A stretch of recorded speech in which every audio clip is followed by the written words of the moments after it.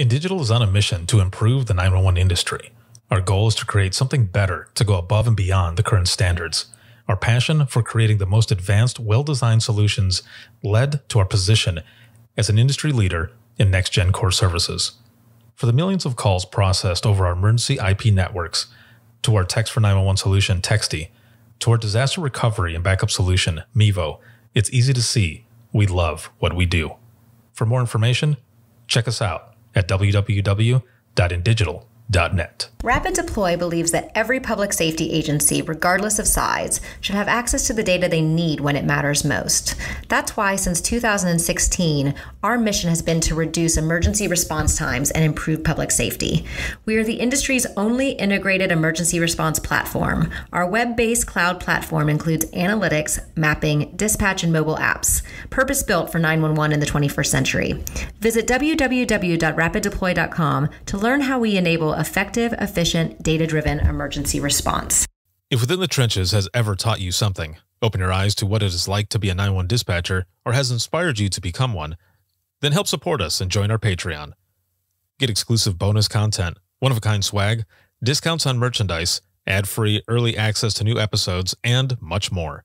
To join, please visit patreon.com/WTT podcast. And if you're an industry partner, we have something for you as well. And now, for the show. This is Jordan, and you're listening to the Code 7 Podcast Network.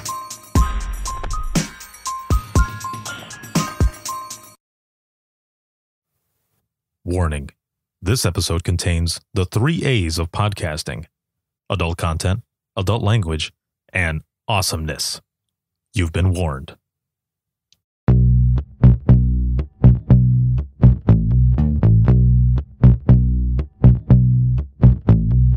Welcome to Within the Trenches, true stories from the 911 dispatchers who live them.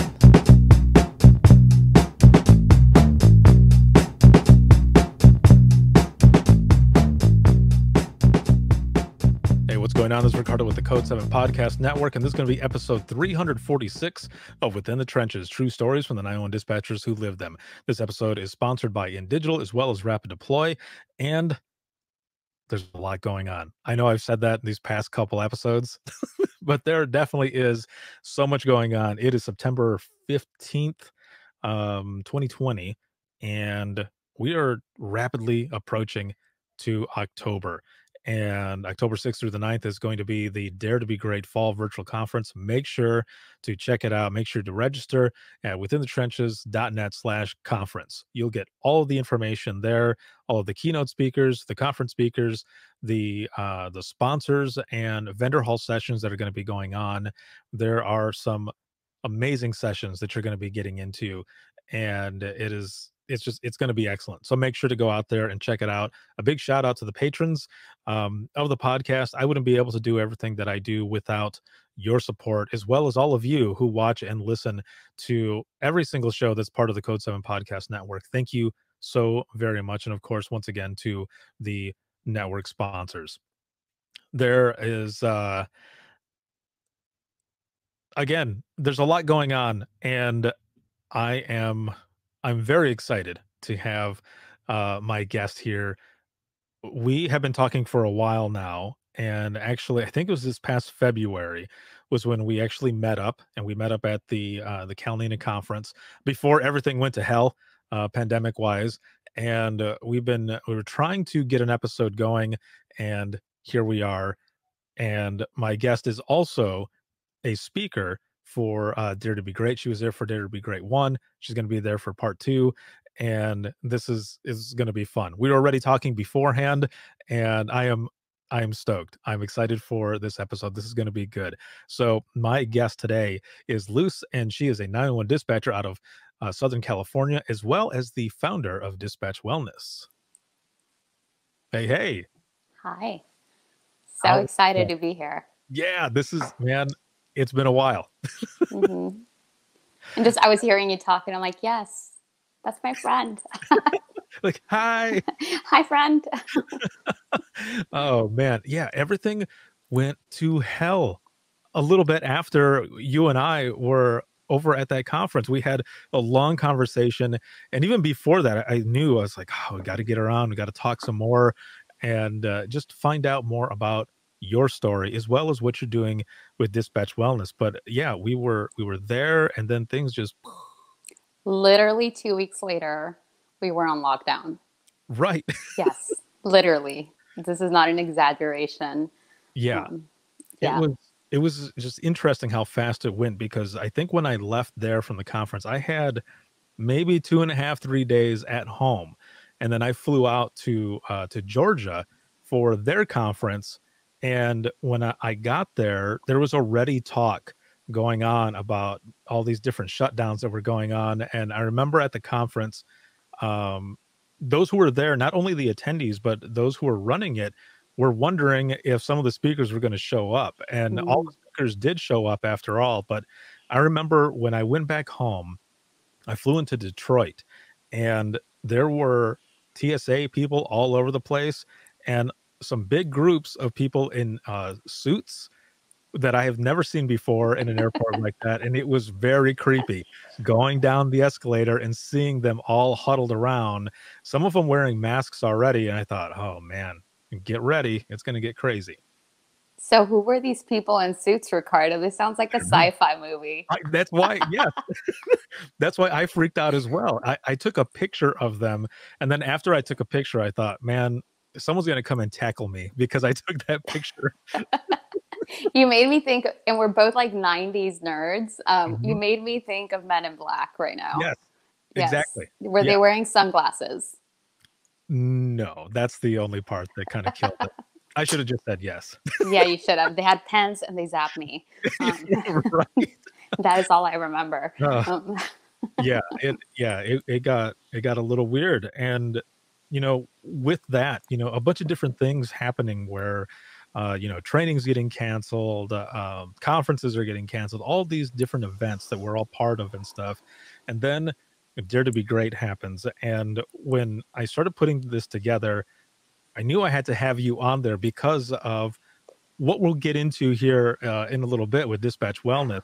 But the session that you did, holy moly! Like you're doing your thing, and I'm watching, and my camera's turned off. Well, I'm talking to Leah, who's also helping me in the background. And I remember she kept saying she's amazing. I was like, I know. I was like, I am so relaxed. But in the comments, every single person was just so amazed at what it was that you were doing. And I'm sitting there like holding my stomach and breathing and doing all this stuff. It was just excellent. So thank you so much for doing that. mm. Thank you so much for saying that. It makes me so happy to hear that it was well received. And Dare to Be Great wasn't just happening, right? Like you made it happen. And then you invited me. So thank you for having me on there. What a great vision. Trainings were shutting down, and you probably know that better than any one of us because you're pretty involved in conferences and just national trainings all over the country. But we were shutting down, and I think just a platform where we could remember to focus on our career because we were still going to be very much a part of our career and ourselves and our wellness and each other is just so wonderful. Such a wonderful thing to do during such trying times. Right. And Yeah. things because of all of that, just the mental health and wellness of everyone Mm. during this whole time has been, way up here and people trying Yeah. to figure out different things to do. And I think this all happened at the right time. And especially during your session, I remember specifically seeing someone put in the comments actually a couple things. One was that they wanted to have you do a house visit or something so that you could be there while they're trying to sleep. And then what was the other one? Just to have you on audio so that they can listen to you all the time right before they crash out or after an incident or something like that. Mm. That's how well received it was. It was awesome. And that makes me so happy. Although I don't do house visits, You did say that, yeah. I do not, especially not for bedtime. So that's beyond the realm of my expertise, but I am working on having recordings more available for everyone. I do want to make that a reality. That is awesome. So, And yeah. I will be one of the first there for it as well. Cause I remember when I was, when you were going through the whole thing, I remember sending Leah a message back as well saying, dude, I need to listen to this stuff all the time. I need this. I think everybody needed this right now, but I definitely need this as well. So it was not only well received, but what you're doing is amazing. But before we get into everything that you're doing now, I want to go back in time and I want to learn more about you. I want to know how you got into public safety to begin with. Like, do you come from a public safety family, or did you just fall into it like a lot of us did? Yeah, not at all. I don't have anyone in my family who's part of public safety. I was going to get married, and that's literally how my story begins. It was 2007, and the recession was looming over everyone's head. And here I was, really young, and going to make this monumental life choice. And I thought, well, what better way to have a job that I can contribute? I still had really big expectations of what I wanted to do because, again, really young. And so I'm like, I want to contribute. I want to do something really meaningful. And also I want it to be steady, no big ask. I just Right. wanted it all. Yeah. And so I started looking for work in local government and ended up in police records. So that's how it started, just because of my background. I had some account coordinating background. I was working in corporate at that time in 2007. And so because of my experience, it was a good fit. Just police records was a good fit at that time for me. And that's how I got into public safety, was just looking for a job that was steady and meaningful in 2007. So I think it's pretty significant to note that it was that year. It was a really difficult year for the country. It was going to be really difficult for the economy really quick after that. Yeah. A lot happened in 2007. Yeah. A lot of stuff happened to me as well in 2007. I was in dispatch already for a few years. Well, in the center that I ended up finishing off my career at, and yeah, definitely a lot of stuff happened in 2007. But so you're in records and all. How do you then find out about dispatch? Did someone just come in one day, or was there a posting or something, and you find out that this is going on, and you wanted to jump in because you already kind of had, um, some information on law enforcement, on public safety, on how to, what's going on with it. But how did you get introduced into dispatching then? Yeah, so I think that's so wonderful that you say that, because I love my background in records. It really gave me a deep understanding of behind the scenes. Records works really, really hard. And so shout out to them. Anytime I mention them, I send them so much love. It's so much work, nonstop work. And I was enjoying it. But the agency I started out was very small. It was a 3 square mile city. And at that time, they were in a building. Now they're in a really beautiful building, but they were in a building that was almost like an old house, for lack of a better description. And from records to get to the kitchen, I've been drinking coffee here, and I don't even know if it's allowed on the podcast, but I've been doing it anyway. Okay, good. I love coffee. It's something everybody that knows me knows. And so I'd walk to the kitchen a lot to get coffee, and you'd walk by dispatch, and they were almost in a little closet. It was literally a closet, and I'm not exaggerating. It was dark, and there was no windows, and they were still plugged in, and it was just wall-to-wall equipment. But I would walk by and see them, and was really taken by the energy in the room. I would walk by, and they were always doing something really intense, it seemed like. And I would stop and watch them, and I was attracted to the energy in the room, the buzz, what they were saying over the phone, the people they were helping. Yeah, I was just really attracted to dispatch, and that's kind of what got me interested in making the move from records to dispatch. And then, of course, there was an opening, and there I went. The agency was really supportive. That also helped, right?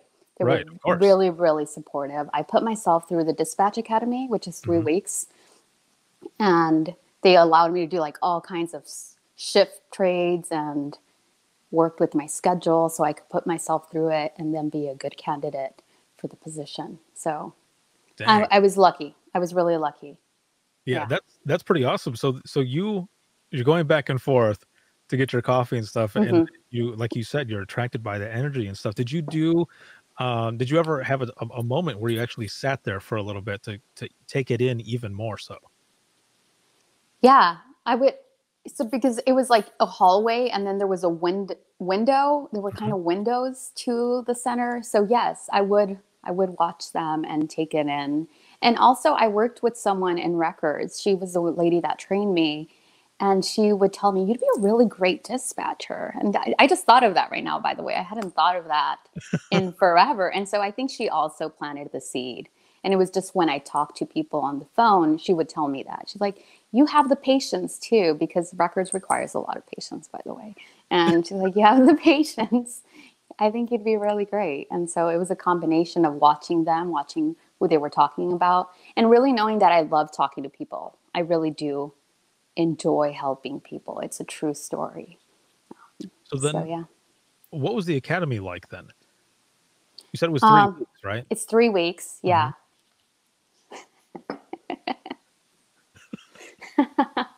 Well, I laugh because you say, "What was the academy like?" And funny enough, as I started the academy, I also learned I was pregnant with my daughter. And so it was nauseous, the I was gonna say academy. it was interesting then. It was really nauseous, and also a lot of fun. Mhm. I wasn't a dispatcher yet though, so it was pretty foreign. It was foreign concepts, but still understandable and relatable. And one segment that really stuck out was a couple of ladies. Wow, you're taking me back memory lane, Ricardo. A couple of ladies came in from an agency, and I don't even remember the agency. It's not that I'm trying to admit it at this point. I Mhm. don't remember what agency they came from, but they came and they had handled an officer involved shooting together.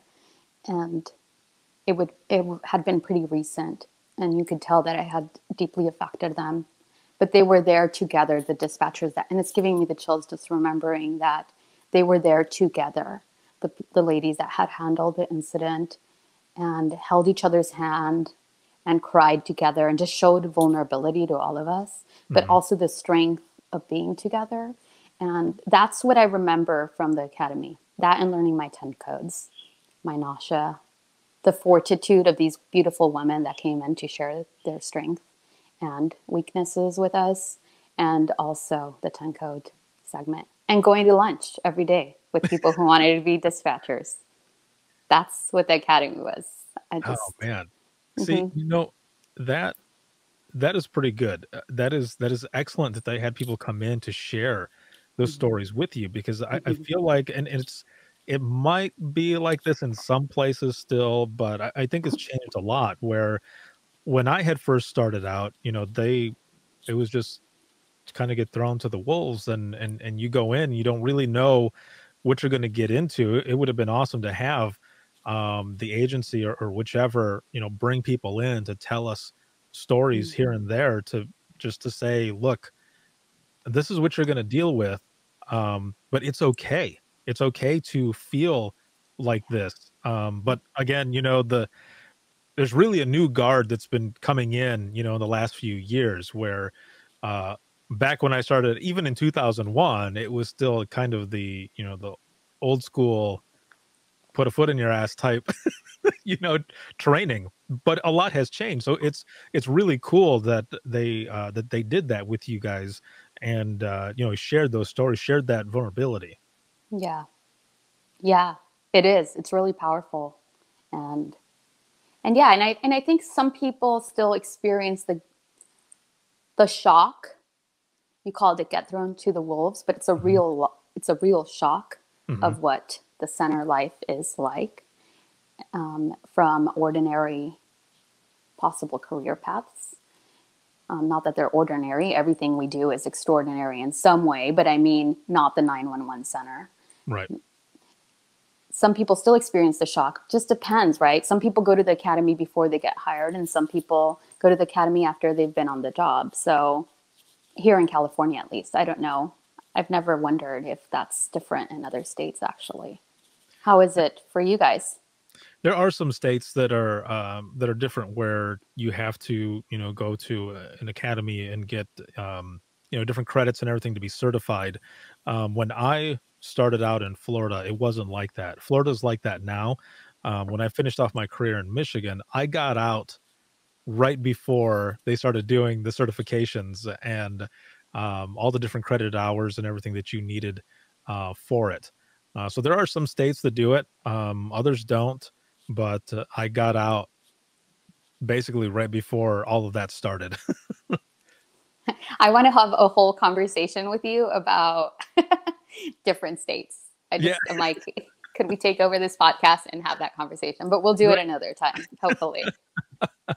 No, we were definitely going to do another episode together. I would love that.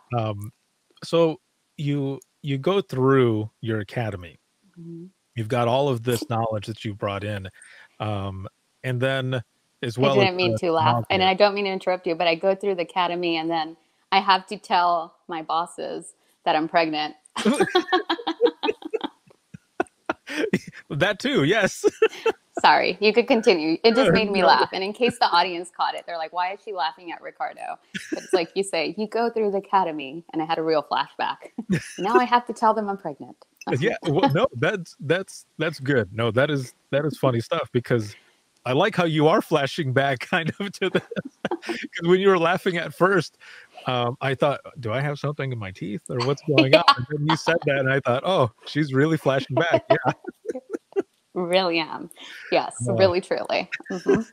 So then you go back and you mention all of this, and and probably, of course, some stories that were going on there as well. Like, I was nauseous while I was trying to learn these 10 codes, and it blew. But what is it like then for you in the beginning, now working at that center? You walk in, and now it's your turn to start training. Again, each one of our stories is so unique, right? And I just feel so lucky because I'd been working there for 2 years already in records, and I knew the officers, I knew personnel. Again, it was a small agency, and I knew everyone. So there was less of a shock. I knew the dispatchers. Again, I'd been walking by them for years now, a couple years at least. And yeah, I walk into the center, and I do remember them saying, this is less black and white than records. This is not going to be step by step. There's so many variables. And that's the only thing we're concerned about for you, is that you've been in a setting where it was do this, then this, then this, right? There's like steps. And with 911 dispatching, every single situation comes with different factors. And yeah, I remember them telling me that, and me really taking it in. But I wasn't worried about it. I grew up with a lot of change in my life, and I just knew that wasn't really going to affect the way I was able to communicate with people, because I was used to change. They were concerned that perhaps because of my clerical background, that was going to be a difficulty. But then they even acknowledged, like, oh, yeah, we were kind of shocked that wasn't a difficulty for you. But yeah, they were lovely. I know everyone has different experiences, but I really love the crew I started working with.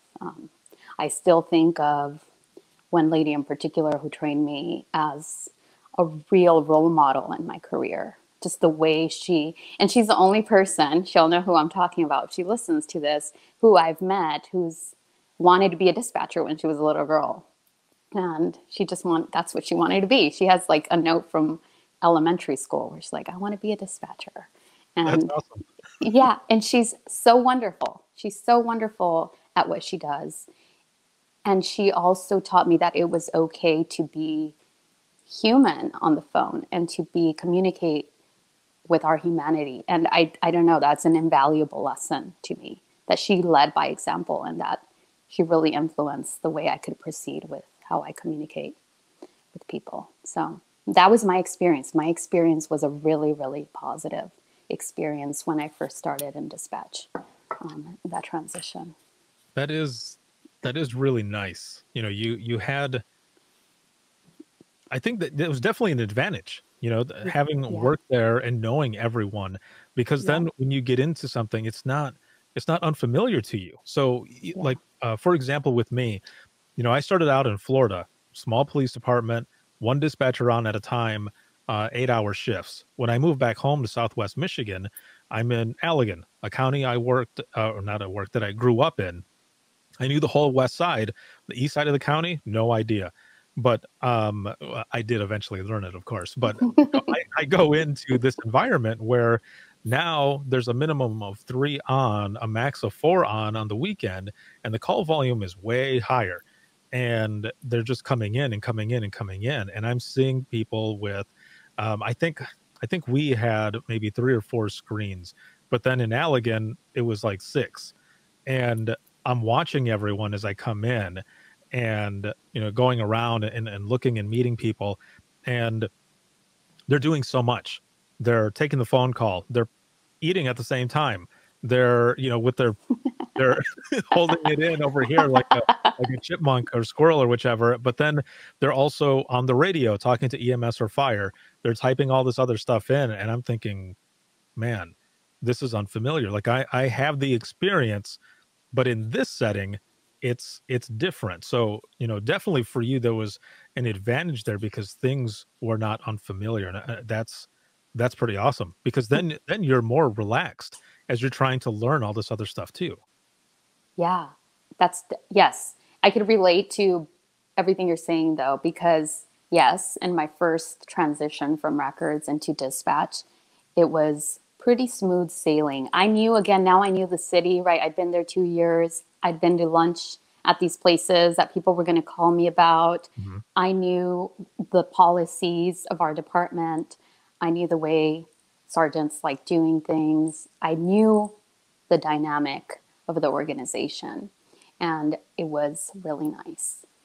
But then, as you said, like you, I share, then I went into a larger setting. And I think it's really important that you mention this Mhm. is yes, I have the experience of being a dispatcher and I know I can do the job, but still it's like relearning. It's like starting all over again in a sense. Yeah. Right. Yeah. Yeah. Is It's like, that call what is volume? happening? Yeah. Yeah. What? Yeah. Yes. The volume gets turned all the way up, and now Really up. there's so many more because, like I said, I was there by myself. I didn't have a team to be, other than, you know, those who are out on the road, of course, but with me in there, Yeah. there was no one in there for me to Yeah. say, you know, hey, we've got this that's going on, as I'm typing in the call and I yell out something in order for the person on radios to hear me at the same time. And you know, then you have to develop that dispatcher ear Hmm. where you listen to every single thing that's going on, Hmm. and then Hmm. work like a well-oiled machine with that team. Yeah. It's so true. I could really relate to that, to being a one woman show, right? Because at the first agency I worked with, we were alone Mhm. for part of the day, one person doing everything. And then it takes a different set of skills. That takes a really different set of skills in itself. That's amazing. That's incredible to everyone who's doing that. Wow. Hats off, because we know that it takes a lot from you to do it all. But also, it takes different skills to work in a team and to listen to the entire room and just a larger volume, right? The larger the agency, the more volume, probably. Yeah, Probably. and Probably. when it gets even more crazy, I remember I will sometimes, just when I'm sitting in the living room by myself, or if I'm sitting outside or something, I don't know why, but I will imagine sometimes just sitting in dispatch, because there's been a few times where I was sitting in dispatch and things have gone to hell, and all you can hear is the ringing, the radio going off, and people just typing and typing and typing and thinking, this is so chaotic, but I love it. You're walking me through I don't know why you're doing these things, by the way. Why are you just sitting this there?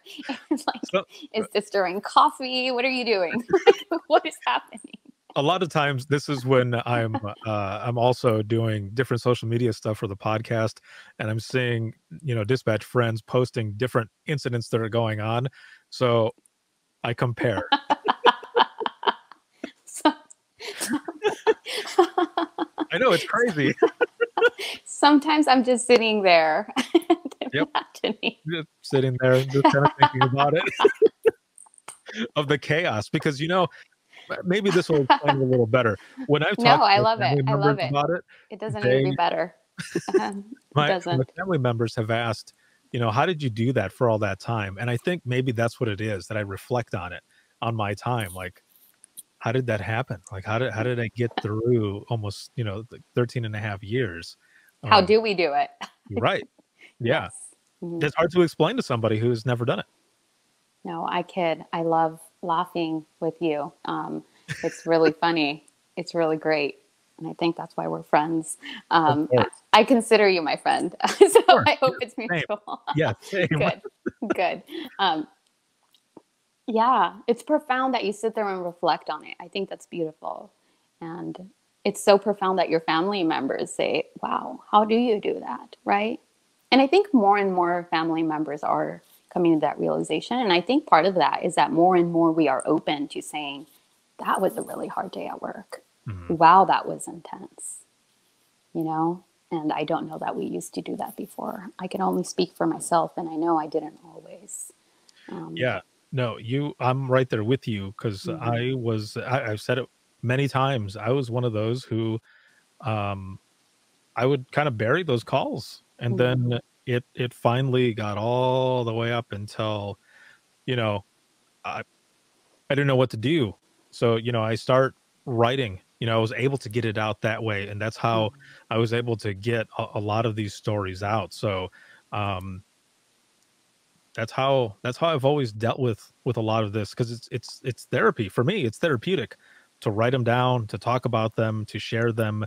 And so if any of my friends or family members were like, "Tell me about this call or this call," or mostly crazy or horrific or whichever, I would go ahead and tell them sometimes, because I took that as an opportunity to go ahead and get it out, and then they would just be staring at me. I'm like, "You asked." Like, "Why? I thought you were gonna tell me the crazy funny one." Like, "You said crazy. You didn't say crazy funny." And I didn't go into deep detail. It was just like the Right. gist, an overview of something, and just that little bit, they would say, "How do you do this?" I'm like, "I'm there to help people, man. Like, that's my job. Like, I love what I do." Yeah. Yeah. So important to share the intensity of it. As you said, without every single micro detail, it's not necessary. Right. But just it made me think of my children. We were in the car, and I don't know about you, but we have like the best conversations in the car. And they were talking to me, and they asked me something about work, and what do you remember? And it had been a particularly stressful day, and to be honest, I don't remember it right now. But Mhm.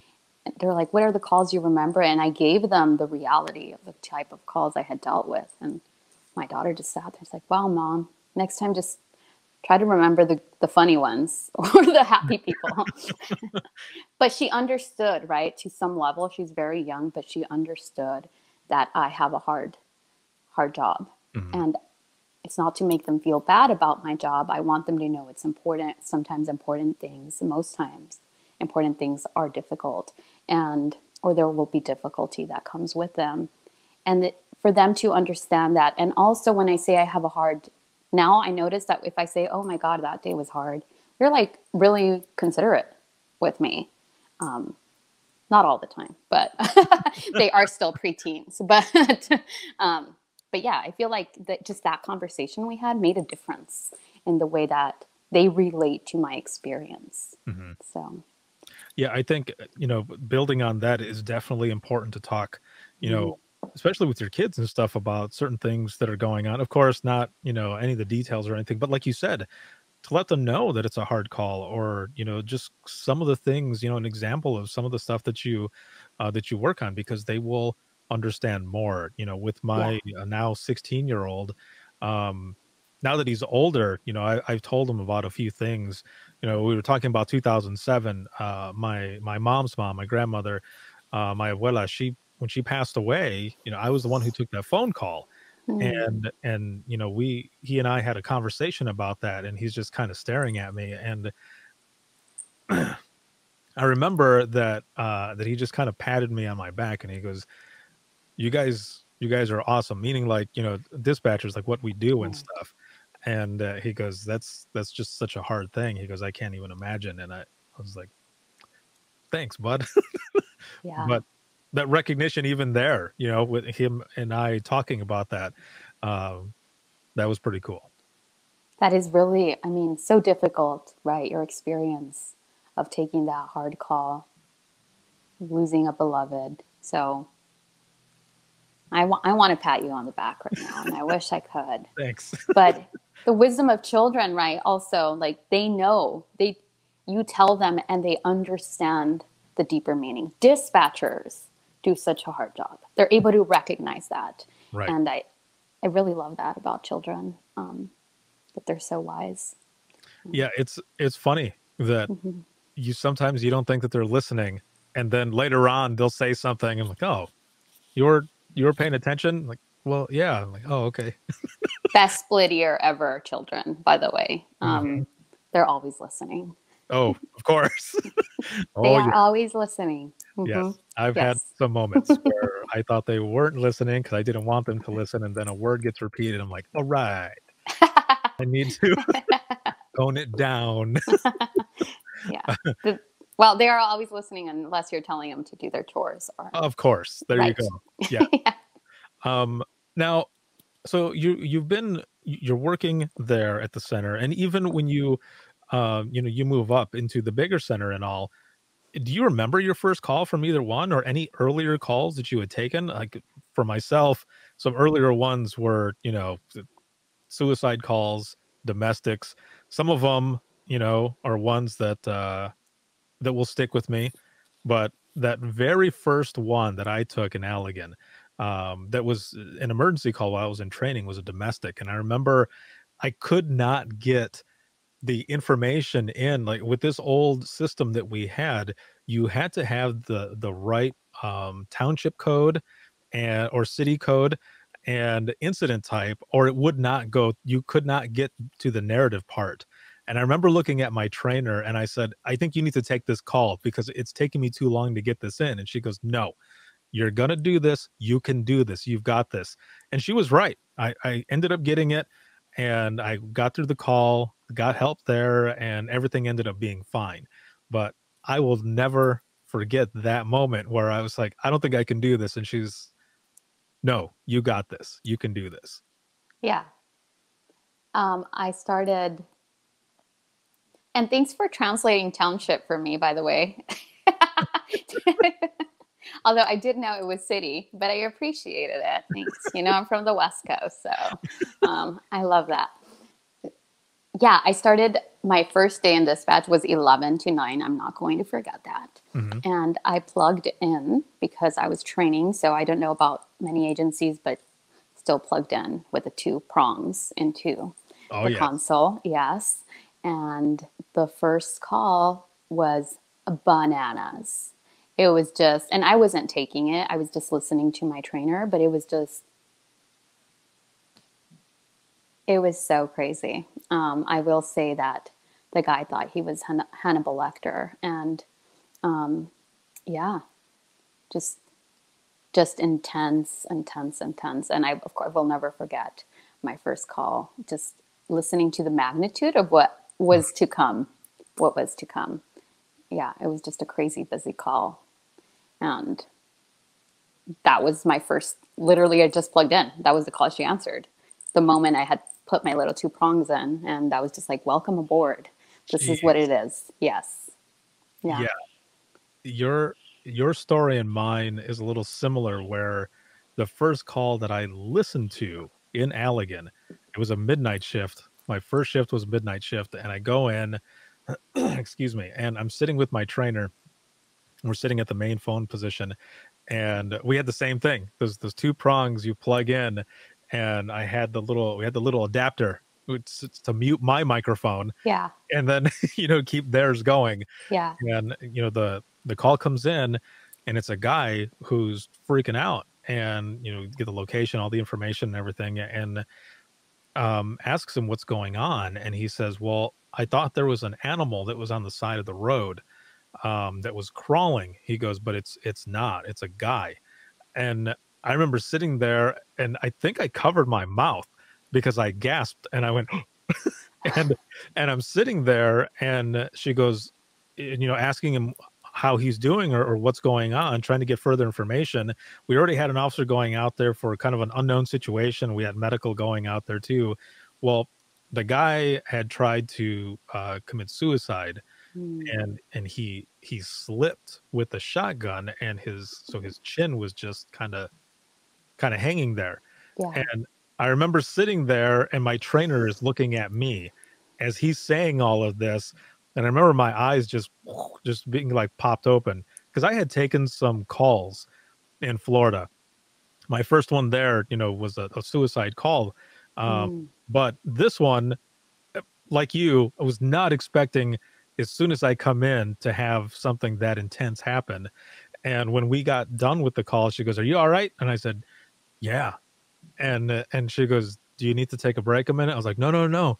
Let's keep going. Like, let's keep doing this. Like, I'm here. Like, I'm in. I'm literally wired in. I'm plugged in. Let's continue this experience because this is now my life." Mm. Hmm. Yeah. That was, still is, still is. Yeah, Yeah. Hmm. Yeah. That is similar. It's a similar experience. Just it's like, I don't, maybe it was the universe being like, welcome. right. Here it is. This is it. Yeah, this is now your job. This is It what was you need to be doing. forthcoming, at least with us. There was, Right. yeah, Here we are. no appearance of otherwise being calm. It was not. Yeah. Yeah, It was not calm. those calls, the ones that we remember, that always stay there. It's it's just interesting, but it is also that type of job. Yeah. You can't make this stuff up. No, I literally couldn't. Literally could not. So you've been dispatching for 11 years, but total has been 14, including records and all. Yeah, around Um, there.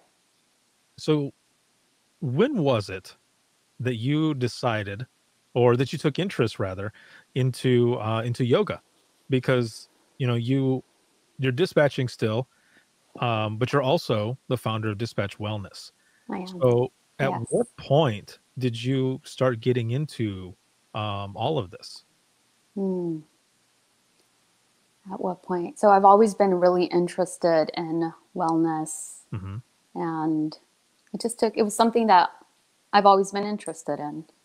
And I mentioned in 2007, I was getting ready to get married. And in 2012, I was getting ready to get divorced. And it was a really difficult time in my life. Hmm. So, as we all know, we are in the dispatch center so long and dealing with emergencies and crisis and other people's problems. But doesn't mean that outside of the center, we're not dealing with our own crises. Right. Am I saying that right? I don't know. I'm not even going to try to correct myself. But, we're dealing with our own issues, our own problems. Life outside the center goes on. And sometimes I think, at least for myself, I don't know that I was equipped to deal with both these realities at the same time, the intensity of the work and then the intensity that can be life. And so I recognized in 2012 that something needed to change. I was either going to have to be better equipped to deal with the intensity of my life and the intensity of work. I was going to have to find another career, but I could not imagine finding another career. I was very much in love with the profession. Hmm. And yeah, I was just having a really difficult time personally. And it was then that a good friend at that time drove me to my first therapy session. I'm forever grateful to him for doing that. And the thing with wellness and anything that comes with really beautiful side effects is the moment we make a little bit of space for it, that space seems to grow, right? And so I started doing therapy, and then I had a little bit more space and I started doing yoga. I was attracted to yoga for some reason. Zero flexibility, by the way, had never done yoga. And I just thought, I was at work on 11 to 9 again in this story. I was at work thinking, let's see what the local yoga studios offer for after I get off my shift. And they had it was Bikram yoga, and it's hot yoga. To all those who are not familiar, it's like 104 degrees in there, 90 minutes. So that's what was local. And I thought, that sounds really fantastic. I love the heat.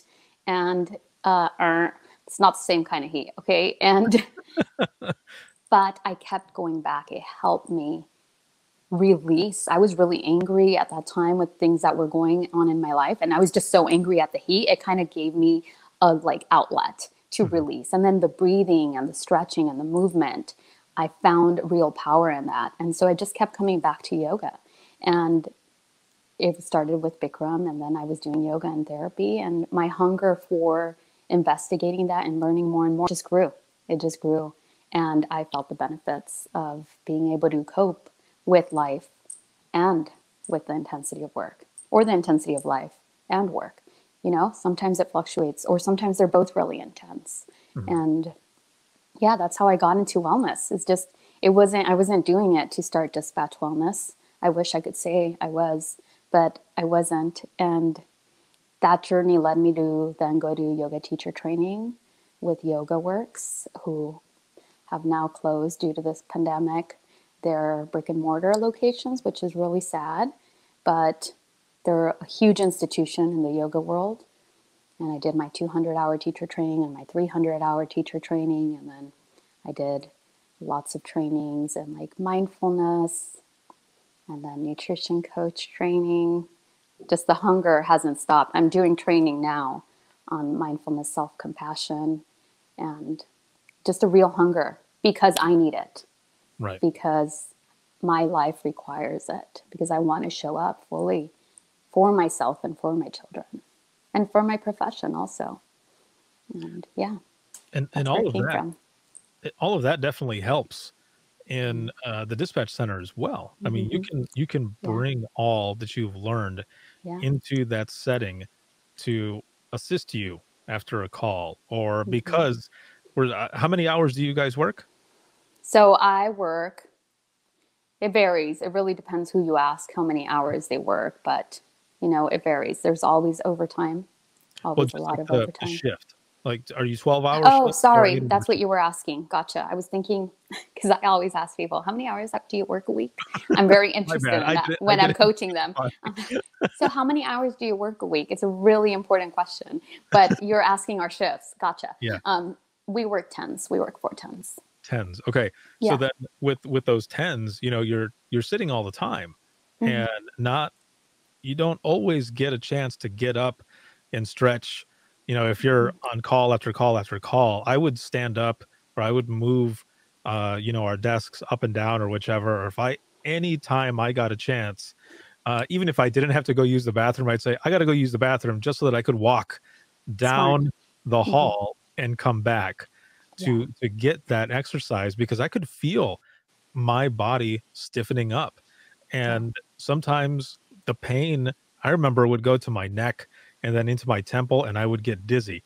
And my coworkers would say, "You all right?" I'm like, "Nope, I need to stretch or something, because I'm just sitting here like all of you, and it's now affecting me." And that's how I got into yoga, was because I was having back problems in dispatch, because I was having shoulder problems, because the pains in my neck and my neck getting so stiff that it was causing it was bad. So doing yoga, even just one session, 1 hour session of doing yoga that day, that first time, even that gave me some relief from some of the pain that I was having in my my lower back. Yeah. Yoga is fantastic. Obviously, I love it, but it helps with, you were doing it because you were feeling body aches. I was doing it because I was losing my bananas.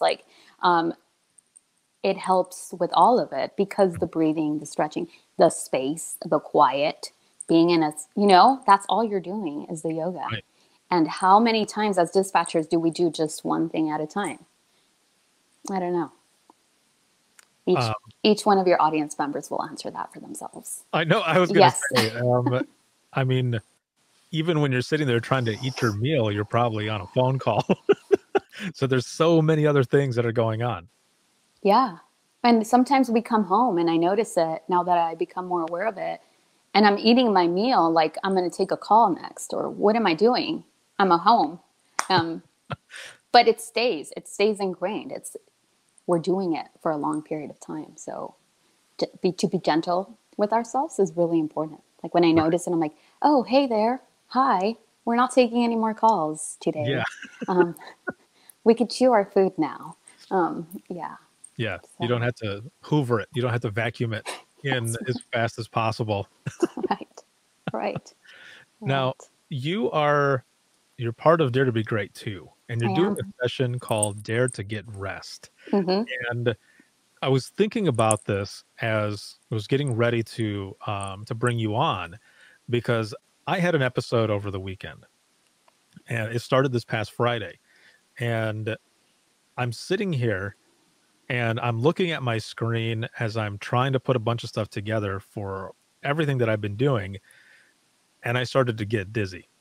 And I thought, okay, what is going on? And I stood up and started stretching, and man, my body was so stiff. And I had realized that for like the past few weeks, I've just simply been sitting here. I haven't been going and doing anything else. I haven't been taking breaks like I should have been to get some exercise in, to stretch or to do whatever. I've been stressing out.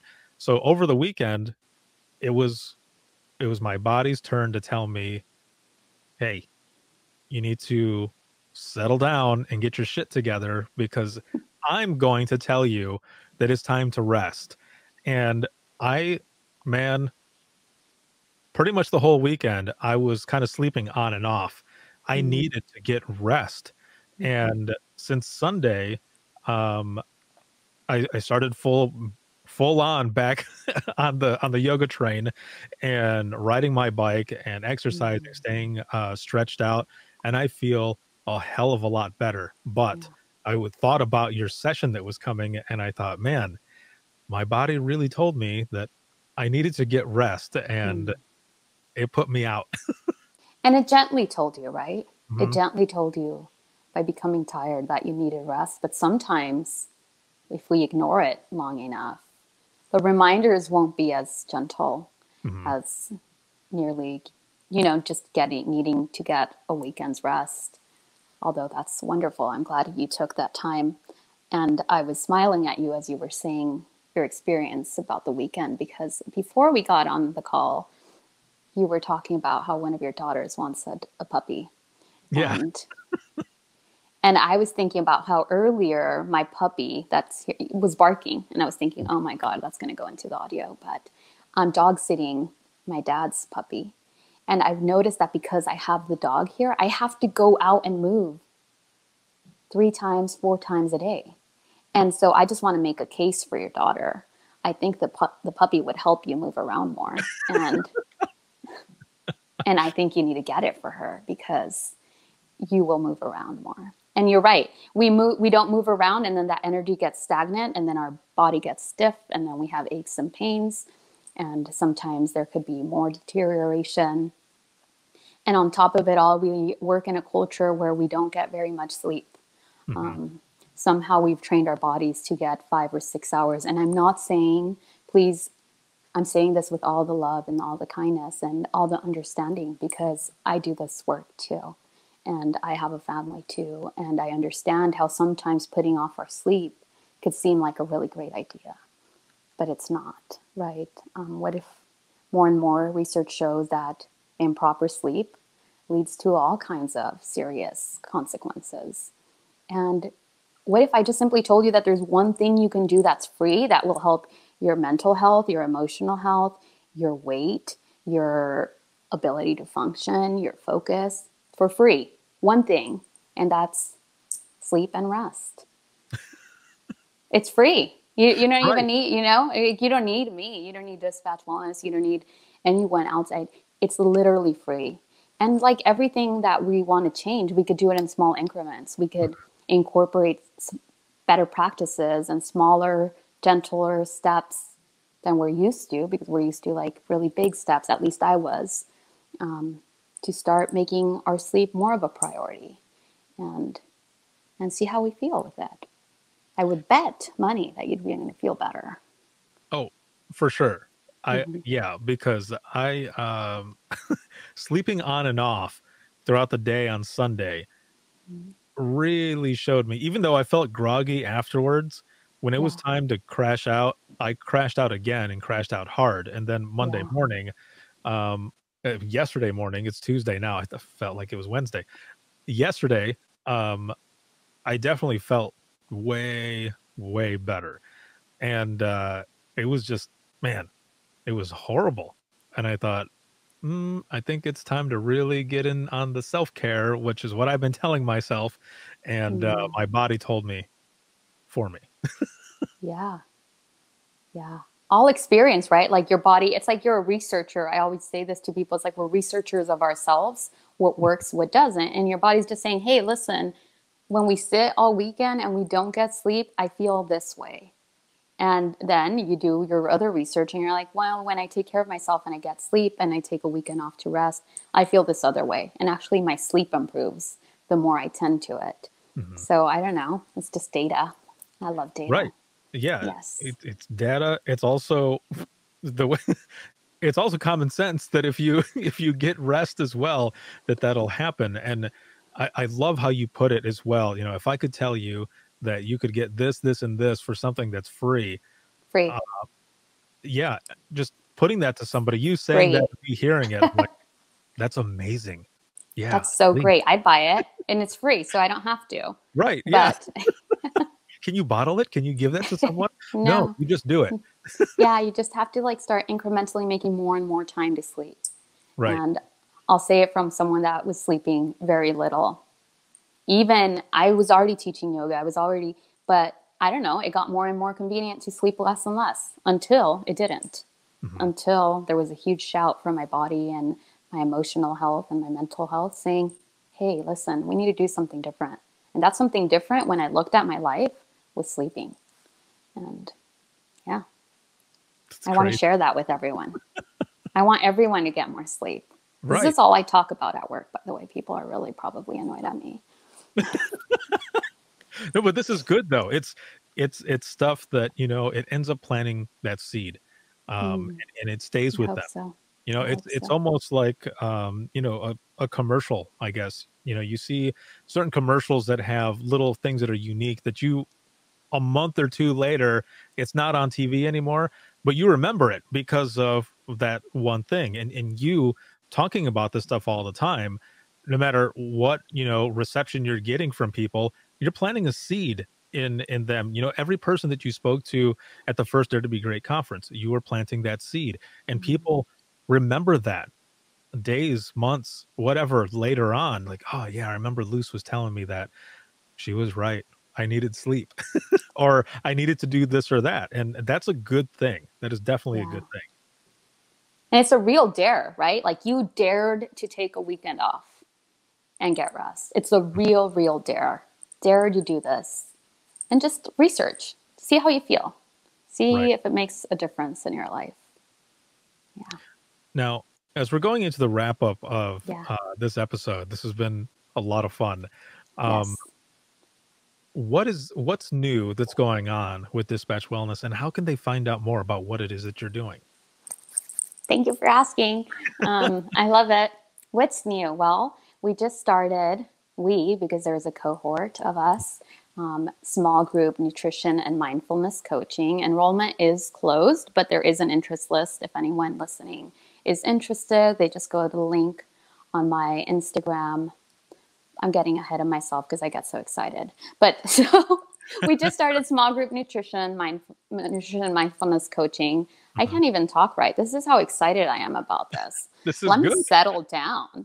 Um, yeah, we're going to work in a small group for a year Mhm. and work on our habits. Small.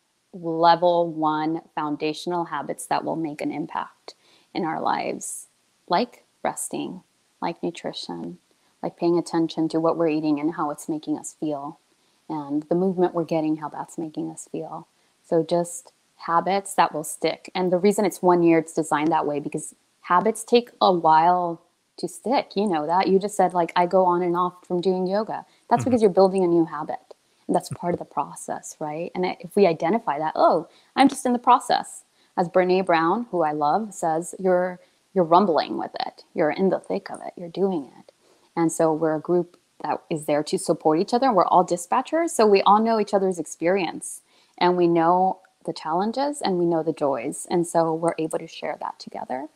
And you could find out more about that through my Instagram at Dispatch Wellness, on my website, dispatchwellness.com. I'm on Facebook as Dispatch Wellness.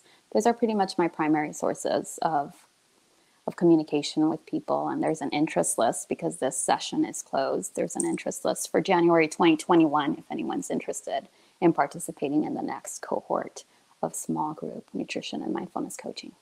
Thank you for putting that up there.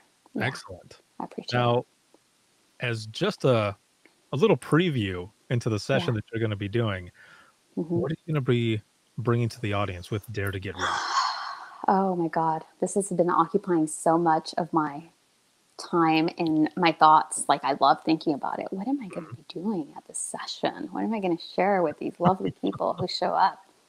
We're going to be talking about the benefits of rest. We'll do that briefly. We'll be practicing some yoga that could help with winding down.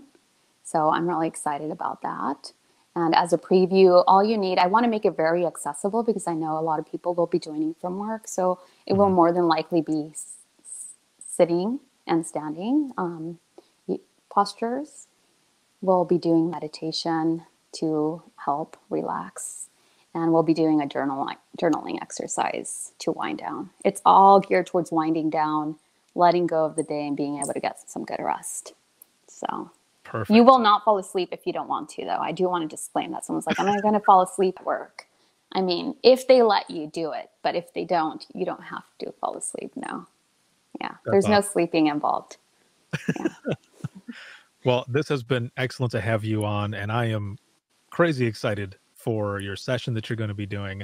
I know I could have used it probably over the weekend or before the weekend, before it all happened. But, so I'm a firm believer that, if things happen for a reason. And I think that for myself, I needed that to happen. I'm one who learns the hard way sometimes with a lot of different things. So I think this was just one of those things where my body needed to just straight up tell me, you need to sit your ass down and just get some rest. You're doing too much. And if you're not going to do this on your own, we're going to do it for you. Yeah. Yeah. Your body will let you know for sure. Yes. So again, I'm excited to have you come back and to do this type of session. I think it's something that everyone needs. Everyone's trying to figure out different things to do with this pandemic that's going on, and people are worrying a lot. There's a lot of worry out there, and I think you just continue to push and push and push that this is definitely a message that people need to hear. This is the type of session that people definitely need to attend, is so that they can figure out, different techniques, tips, just conversation, information that you're going to give on how they can rest. Because like you were saying earlier, this is something, I mean, you made it sound like a product, and I thought I would buy that in an instant, man. I would buy that. I would drink it or eat it or whatever, but it's all just you just have to take that time to rest. Yeah. And it's, of course, acknowledging that it's not, right? Anything is not just, it all takes a process. And so for people not to be hard on themselves is really what I want to convey if they're not getting the rest they need yet, but knowing that they could work towards it. And I don't know, I'm a testament to that. I was really honestly sleeping very little at one point during the earlier in the year. And then I just incrementally and using the practices I'm going to share, started tending to my sleep. And it's like I'm a different person, honestly, when I get sleep and when I don't get sleep. And now I notice it. Before I was probably just Cruella de Vil the whole time. I don't know. That's a good. I'm not sure. I like that. Very nice. Well, again, thank you so much for being on. This has been awesome. I'm glad that we finally got a chance to do this, and we definitely have another episode or a Dispatchers Roundtable episode, something more that we're going to be able to do together. So thank you so much for being on. I'm all in because, I really enjoy our conversation. So thank you for having me. So excited for Dare to Be Great. People go register now, this moment. It will be phenomenal. It's going to be fantastic. It'll be excellent. Yes. Again, yes, thank you very much. And I will be right back with you here. And for those who are watching, if you have any comments, questions, or you want to be a guest on the show, you can email us. And that's going to be wttpodcast@gmail.com. Once again, it's wttpodcast@gmail.com. This episode has been sponsored by InDigital as well as Rapid Deploy. And this show will always be free. But if you're looking for any bonus content, behind the scenes series, Singing Badly in My Car series, a lot of different items that are coming to the store. Patrons are getting a first look at a lot of that stuff as well, sneak peeks and such. Also ad-free episodes that come a week early. You can head over to patreon.com/WTT podcast and check that out there. And once again, make sure to check out everything that Luce is doing with dispatchwellness.com. There's the information right there. Dispatchwellness.com. There's a lot of different things that she's doing.